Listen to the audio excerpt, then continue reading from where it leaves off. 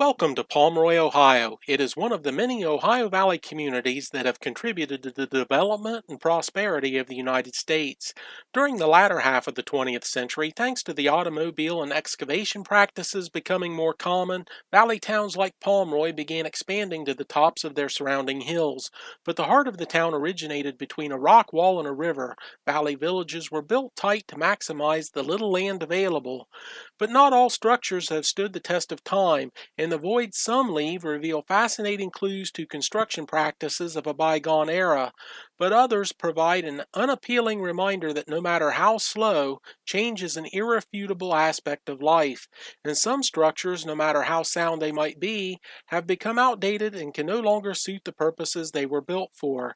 Yet the village continues on, although internet accessibility may be spotty. Lately, the Department of Transportation has put some thought into the way their bridges add to the aesthetic of the valley. Bridges like this one crossing from Mason, West Virginia, represent the diverse architectural designs that span the river throughout the entire valley. Boat captains know the height of their vessel, and the numbering on the bridge signifies how much space is available between the river surface and the bottom of the bridge. No valley story would be complete without sternwheelers, and Marietta, Ohio is home of two of them, the Valley Jim and the W.P. Snyder Jr. The Snyder sports steam engines and a 21-foot tall paddle wheel.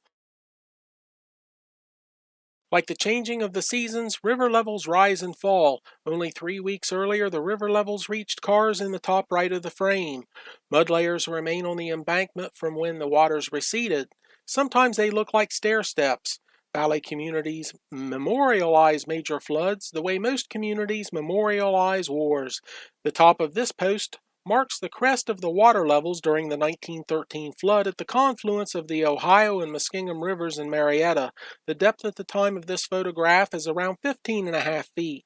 Many river communities have riverfront parking that offer a treeless vantage of the river. Many industries have come and gone, and ruins like these are all that's left, but industry remains. Notice on the left the bike path and the light posts that follow an abandoned railway and the coal-powered electric plant off in the distance. The valley is full of views like this one. The U.S. government subsidizes barge traffic on the rivers, a practice that has taken place since the Founding Fathers saw it fit to help pioneer farmers competitively price and ship their crops in the colonial markets. Older diesel tugboats like this one are becoming seen less frequently. Most generally, barges carry coal and aggregate and are loaded by conveyor facilities like this one. The valley also offers fertile fields for farming, level ground for railroads, and plenty of water for steam generation. But the winds of change are blowing, and the coal-powered electric generation facilities, like this one on the Muskingum River, are being phased out. This is what is left of the Muskingum River facility today. Gone are the bellowing smokestacks that the community looked to reassure themselves that the world was okay, and their community was relevant and contributing to a greater cause, replaced by the trendy new fossil fuel natural gas. The vibrant coal-fueled facility that employed hundreds is now two sterile, smaller facilities that employ a fraction of the employees in a corporate game of let's see how much we can extract from a community without giving anything back. But the river does give back. Its constant flow provides a peace in your soul. Watching its current carries your anxiety away, and the barges offer a fascination. Questions like how many barges are being pushed? Which company is it? What's the barge's name? Where does it come from? Where did they load it at? Where will it deliver? These questions transform your thoughts away from the negative into a more centered frame of mind. Sitting here in Pomeroy, watching a barge travel up the Ohio River, the typical barges along this stretch of river are usually 3 wide by 3 or 4 long. But this one here, it's running a little longer. It's 5 deep, getting pushed by the tug. And this is a typical barge that you'll see. It's the Harry R. Jacobson from the Ingram Barge Company, and they're a staple here in the Ohio Valley.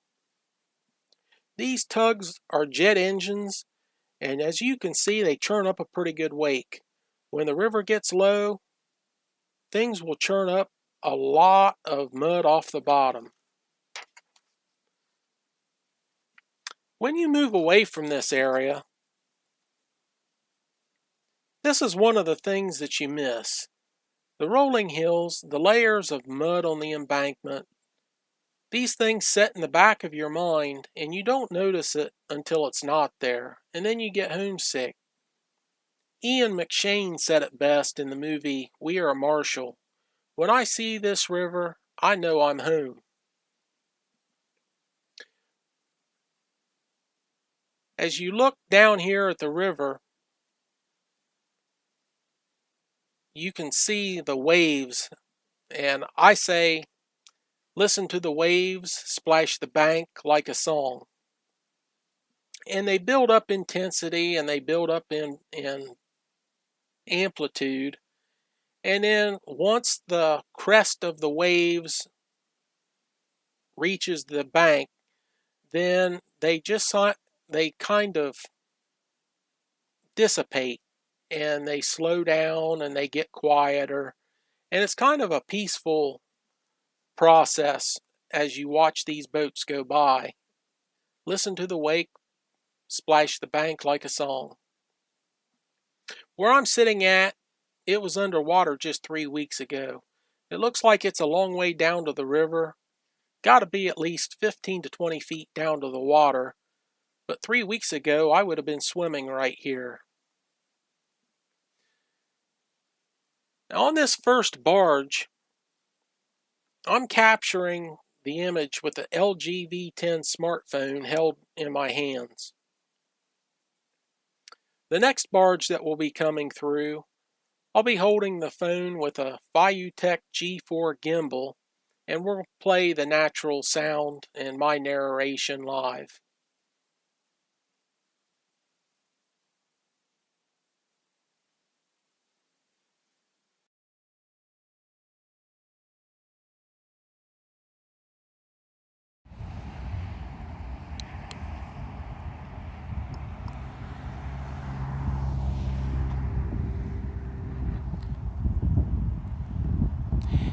Here comes another barge up the river here at Pomeroy, Ohio.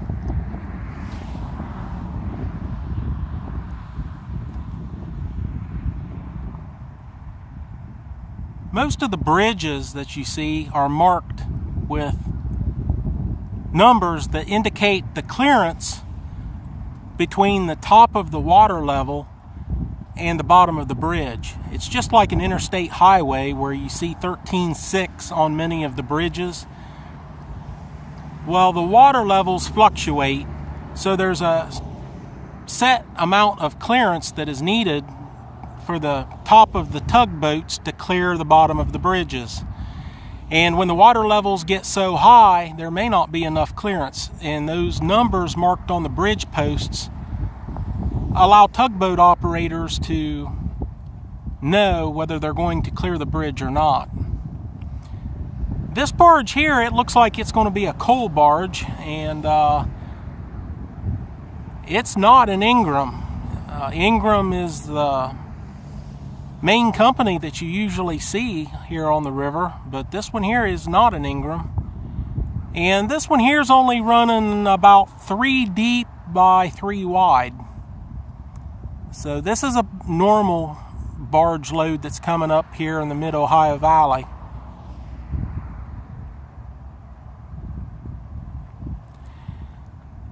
The Ohio River level has been adjusted over the years. It used to be dependent on rain to dictate on how high or how low the river would be, how deep or shallow the river would be. So commerce here on the river was seasonal. And when this area was being pioneered in the early 1800s, the federal government subsidized a lot of the river traffic here to barge crops to the people on the East Coast. And So a lot of the crop that were grown here by the pioneers were actually floated downriver and then back up the East Coast. There was not a set of canals that really linked this area to the East Coast.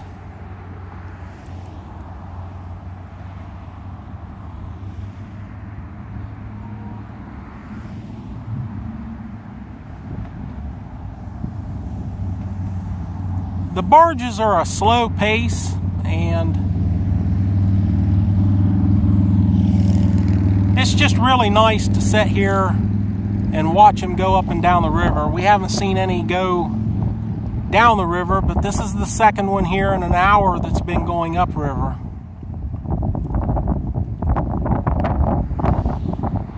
I'm using Dr. Stewart's electric gimbal here. It's a Logitech G-430 gimbal, and we got some wind here. We've got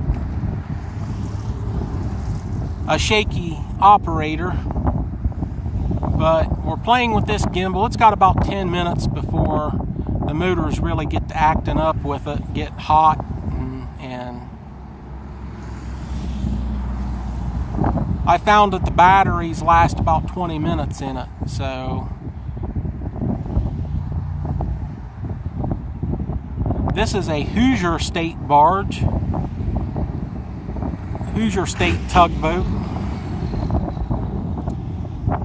I've not heard of this company before, but you get to see they run radar, and there's a radar on top of the captain's booth.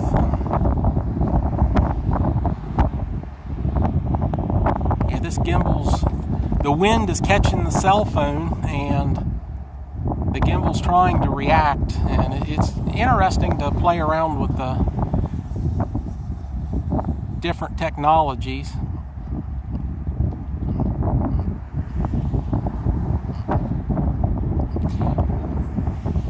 With this, we'll zoom in on the barge, on the tugboat, I mean.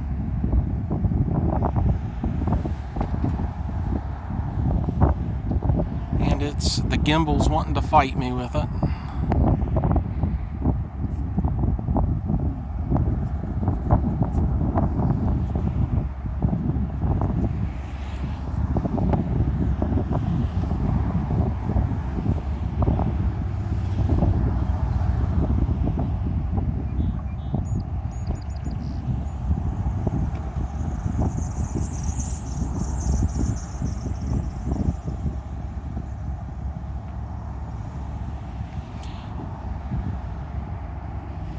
These tugboats are jet engined, and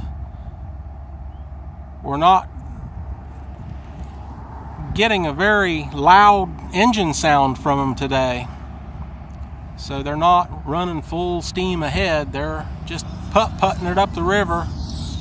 They've got pretty good boating conditions. There's not a strong current.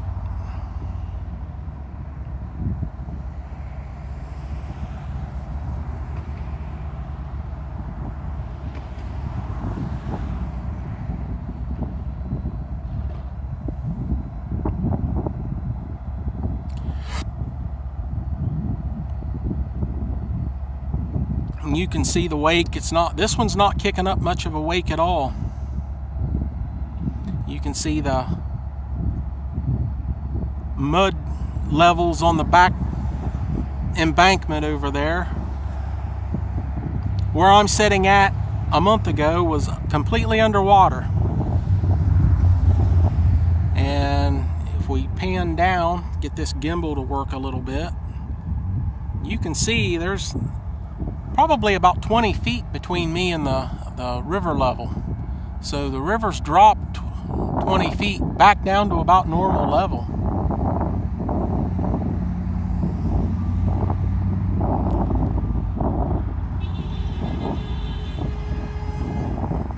But this is how you can spend your days here in the Ohio Valley, just sitting and watching the tugboats go. And when you move away, it's something that you miss. It's something that you always kind of know is in the back of your mind, but when you move away, it's not there anymore. So it's always a good feeling when you get back home to spend a day watching the river flow and watching the tugboats go and enjoying this valley culture. I'm sitting on a railroad trestle, on a railroad track bed that's no longer here anymore. And a lot of these railroad tracks have been turned into bike trails. That's a pretty common thing. It's happening nationwide, and it's not any different here in the Ohio Valley. As commerce up and leaves, so does the rails. And a lot of these port towns like Pomeroy, where we're at, they were known for engine building and having ports for rivermen to spend the night, wet their whistles, and storefronts to get produce and goods in. So, 200 years ago, this was a booming place because it was right along the river. And now, with interstate highways and everything, and a lot of these river communities have just kind of dwindled away next to nothing.